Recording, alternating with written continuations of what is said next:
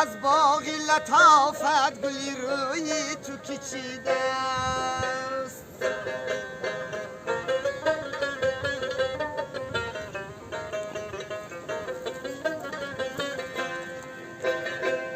علومت خندان لبی لعلت که گزیده است،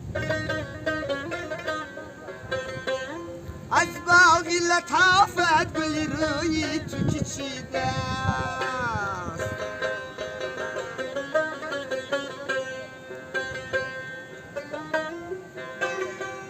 شیرین تر از این میوه همه عمر که خوردم،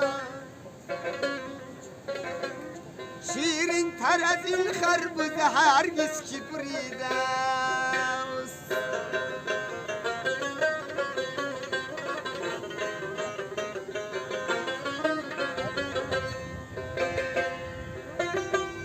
شیرین تر از این میوه همه عمر که خورده است، شیرین تر از این خربزه هرگز که بریده است.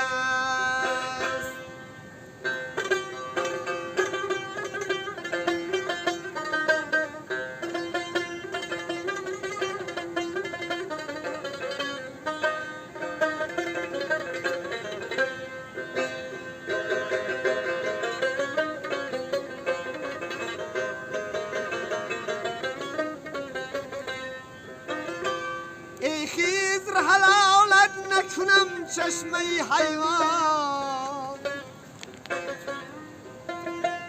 دانی که سکندر بچی مهنت طلبیده است.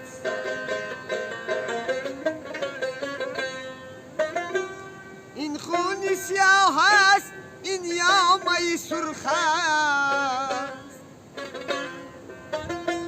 یا توتی سیاه است که بر جام چکیده است.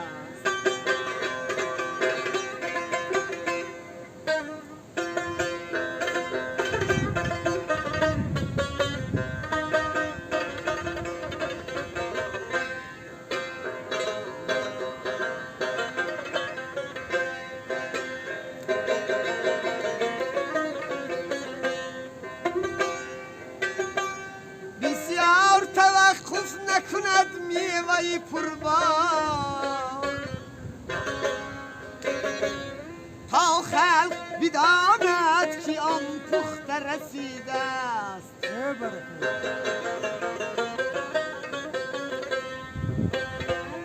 بسیار توقف نکند میوه پربار، تا خلق بداند که آن پخته رسیده است.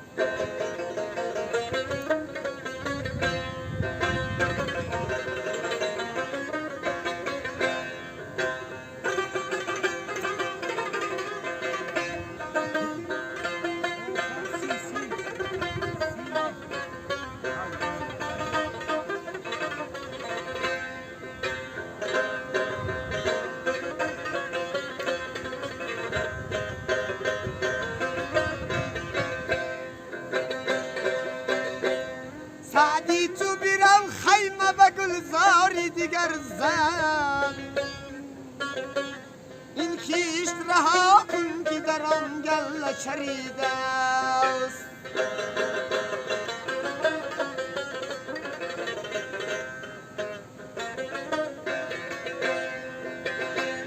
سعدی تو بیرم خیمه به گلزاری دیگر زن،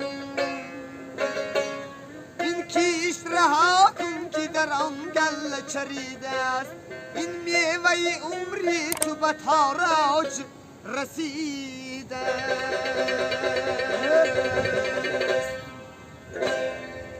Дорогие братья и сестры, берегите себя и своих близких.